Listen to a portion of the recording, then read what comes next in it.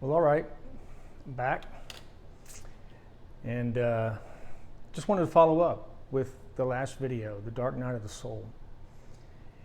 And as I described it, I kind of read a journal entry that I'd put together the last time and talked about how you lose your narrative and how disruptive that can be when you have your old self and you've discarded it, and then you're looking at it and you're just kind of going, man, what's going to happen next? Because you don't really know at the time.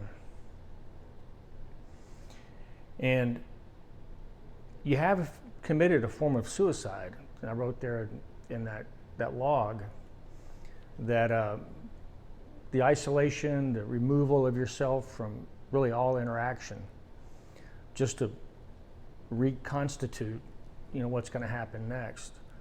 Excuse me. It was a form of suicide. I just totally disconnected.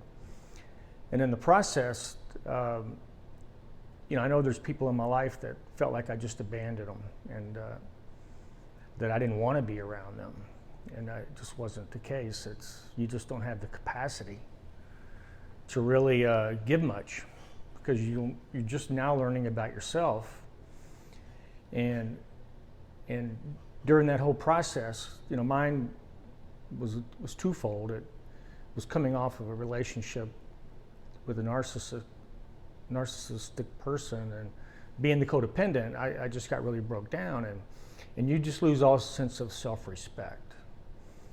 And during that process, it's really hard to engage people that you love when you've just lost all that self-respect, and that other person in your life, is very likable, and they all kind of gravitate towards that person, and they see a version of them that's different than what you experience behind closed doors.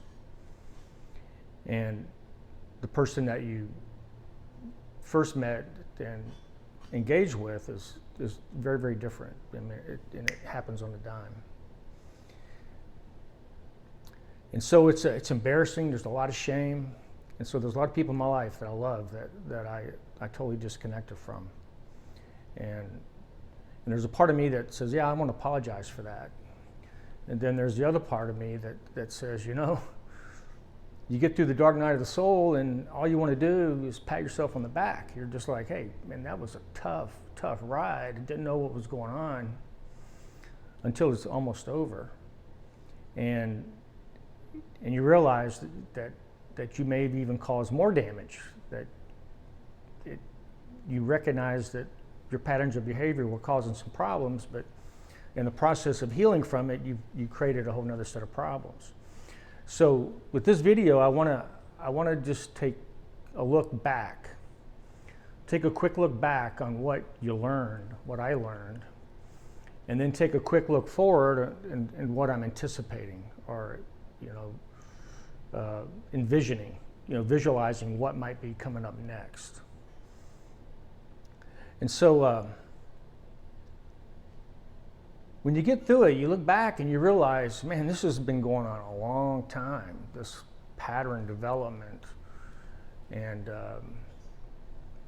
events in your life where you handle them with a conditioned nature. And so you have to unwind that. And then you realize I'm exhausted. I'm just really tired and I don't know why. I'm not doing anything. I'm not socially interacting. I just had a bewildering level of social anxiety because once again, you're ashamed, you're embarrassed, you lost your self-respect. But since you've shed the way that old person, that old persona, and you haven't really learned how to interact. You got to find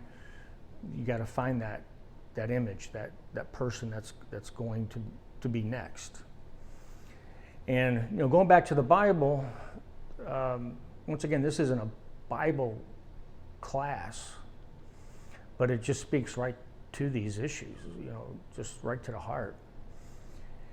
And it tells you, that the whole journey from Genesis to Revelation is the esoteric Bible shows you this is a very intentional experience, and you're going to trade an image for an image. And in the middle of the Revelation account, it says, that those that were not afraid of death and overcame. And that just symbolizes the death to the false prophet self that sits there in Revelation.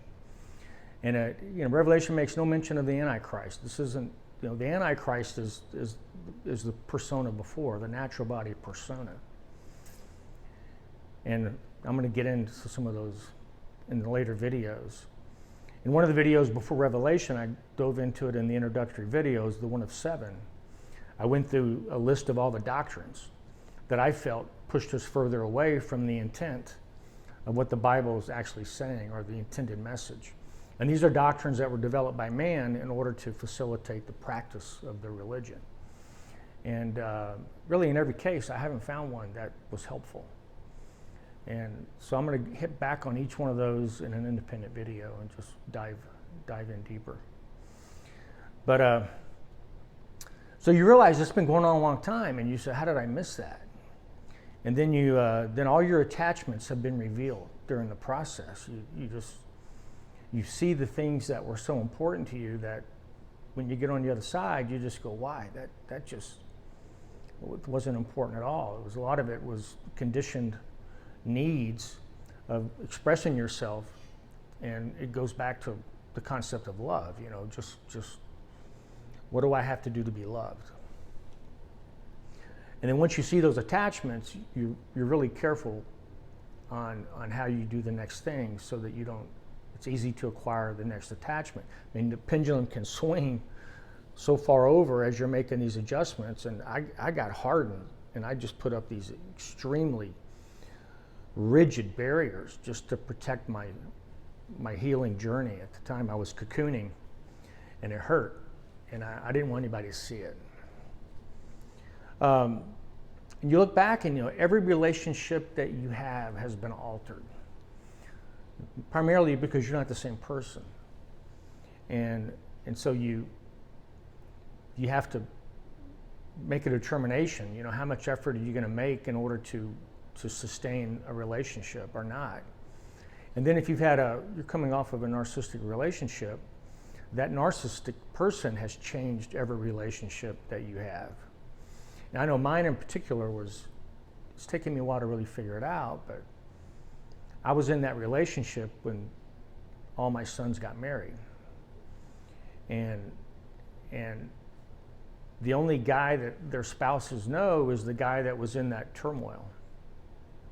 I mean, I had a period of my life leading up to that relationship, but that's all they've seen is that guy, and what they don't know is the pain I was feeling in the midst of a party or a get-together, and just how much I had compromised myself, and how much shame I had along the way. And so they don't know me. And I know that they ended up liking her more than me, and I just have to accept that that's just what it is, because obviously they didn't see the best version of me. But that's part of that midlife crisis, the collapse and the reconstitution, and at the end of the day, you just have to accept what is, because you can ruminate on what you lost, but if you do that too much, then you're also gonna lose on what you got left, and you have to rebuild. I mean, you have to move on. And so that's been a very painful realization that the narcissistic person. I mean, my dad was like this too. Out in the public, he was a different guy than he was behind closed doors. Could be very charming and magnetic, and that's what I experienced, and I'd be out, and you would see her, giving so much energy to her friends and new relationships with people that she didn't even know. And that's what you got during the love bombing stage. And you go, that cognitive dissonance starts, and you just go, why am I not seeing that person? Why am I not seeing that energy directed at me? And you just gradually start to crumble. But I don't know. I don't know how I'm going to resolve that when the spouse is, I got a son-in-law and two daughter-in-laws, and I never really have shown them me, because I haven't been around them since I've kind of come out of this. They don't even know I'm doing these videos. So we'll see if they ever find them, what their thoughts are about it. Along the way, you learn that all ideologies, they become self-evident.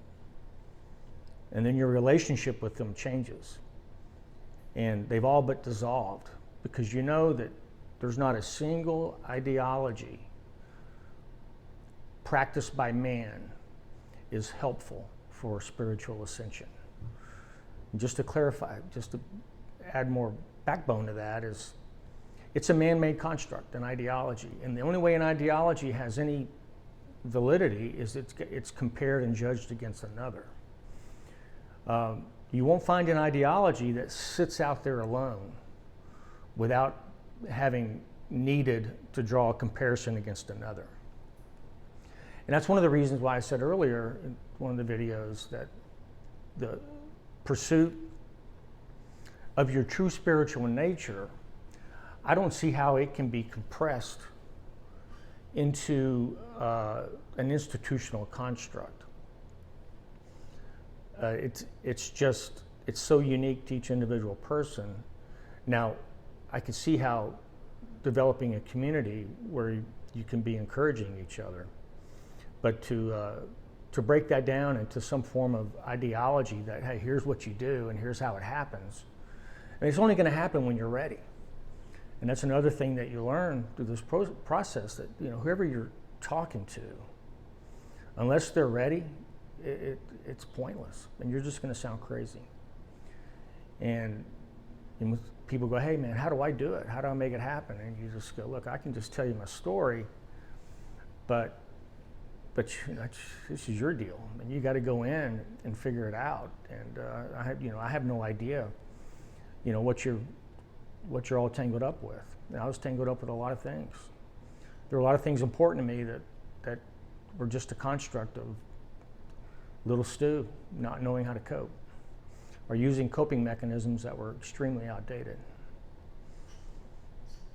The other thing I look back, I've learned to trust myself probably for the first time, truly, genuinely. But then I see that the others that have watched the carnage and the collateral damage, they trust you less.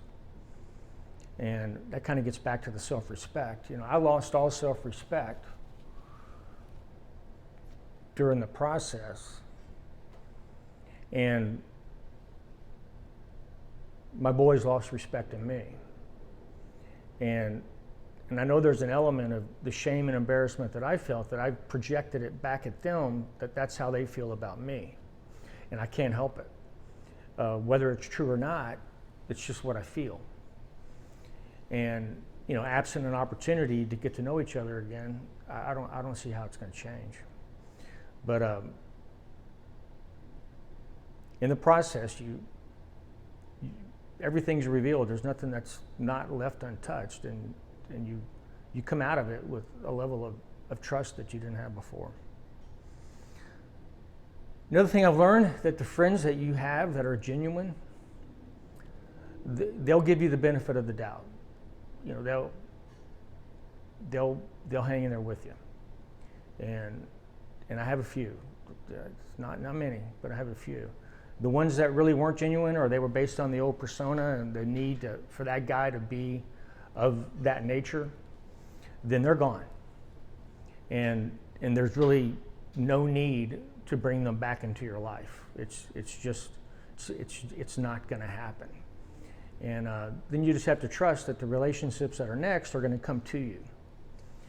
And you got to be very patient with that. And I can already sense that I'm just going to have to be very patient with that part of the process.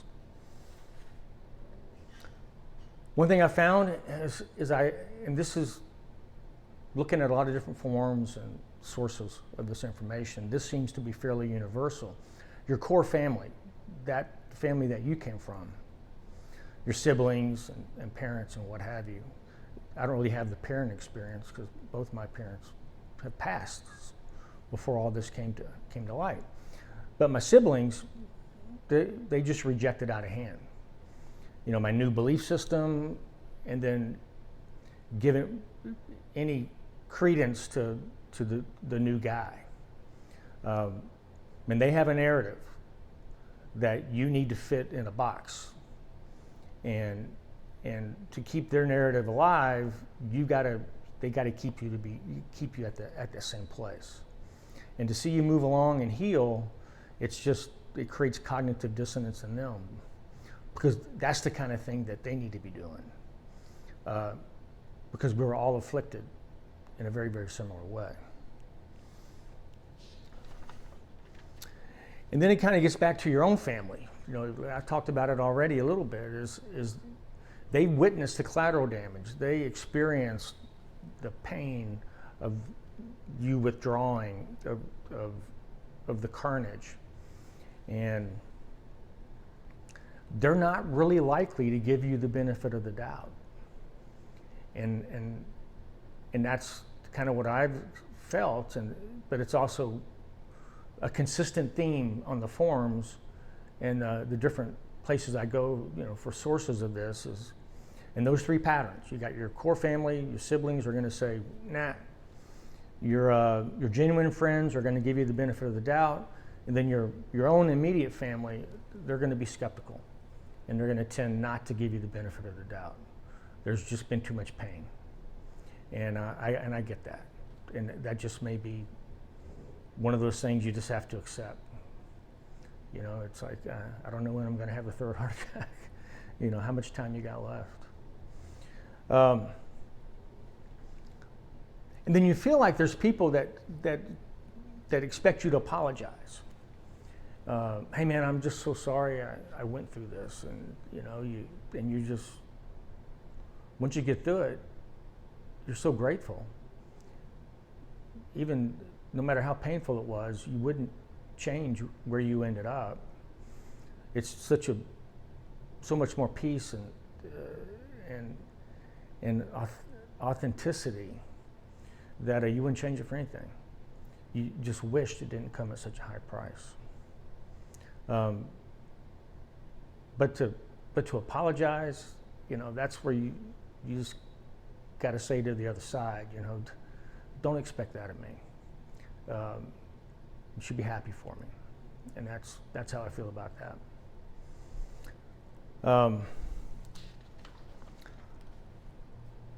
And so as you look forward, you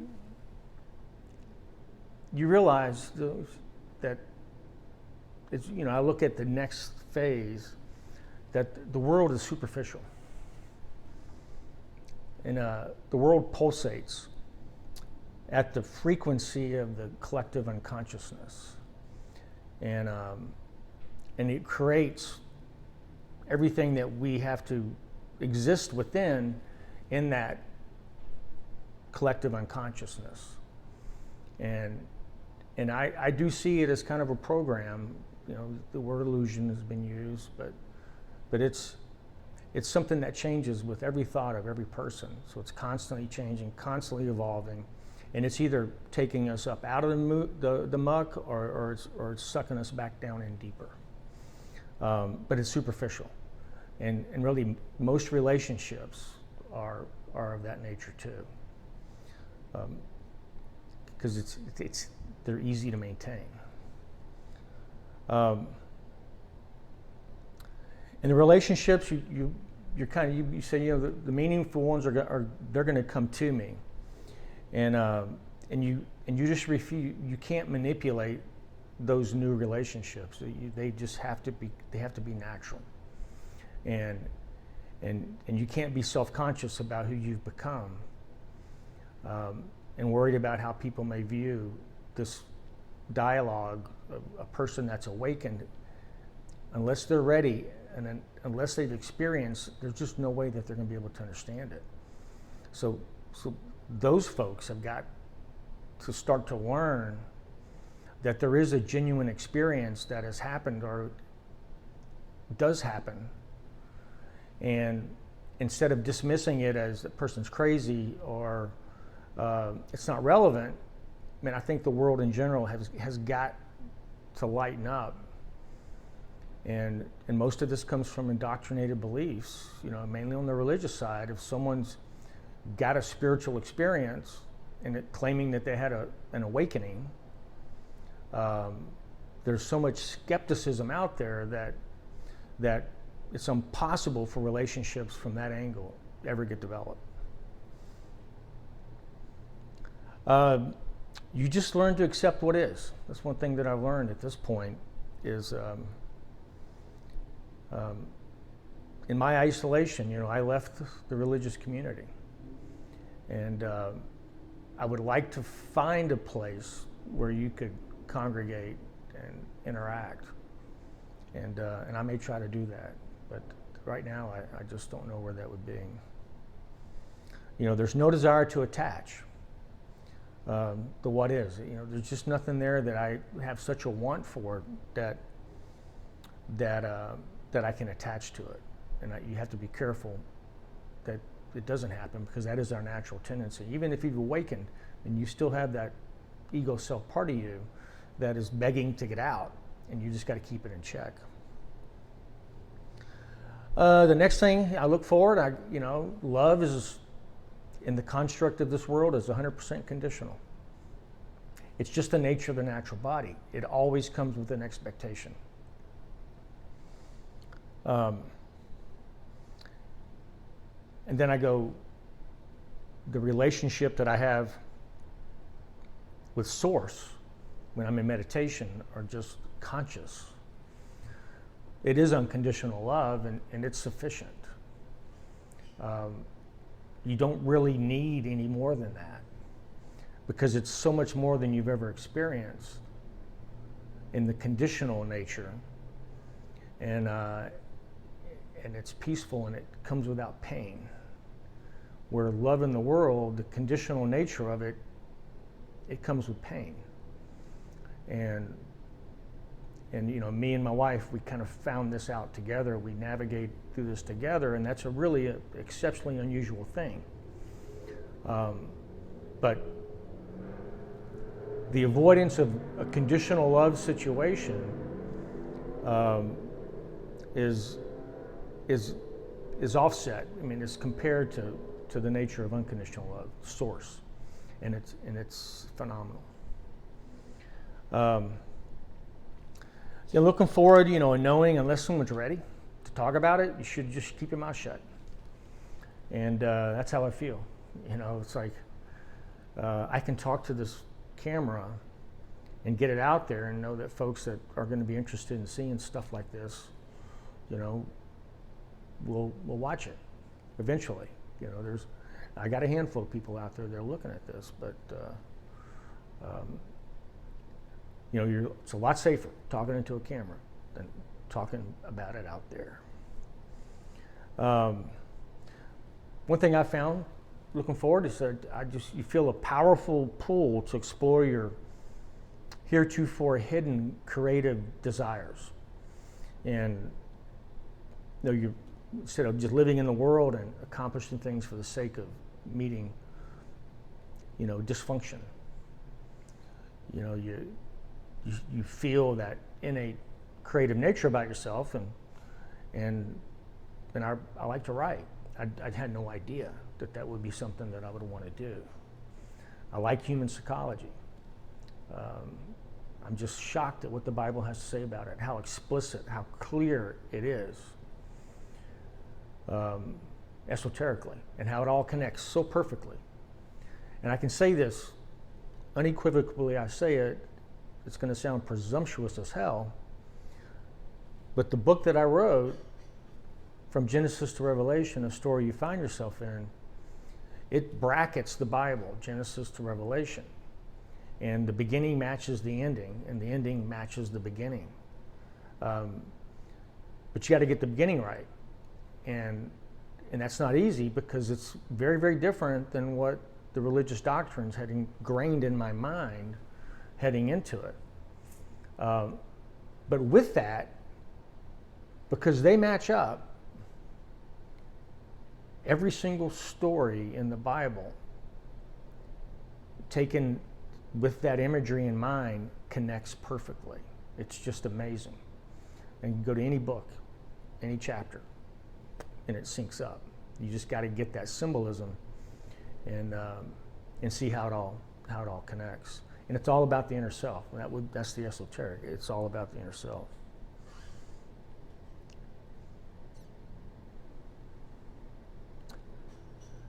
Another thing I've learned is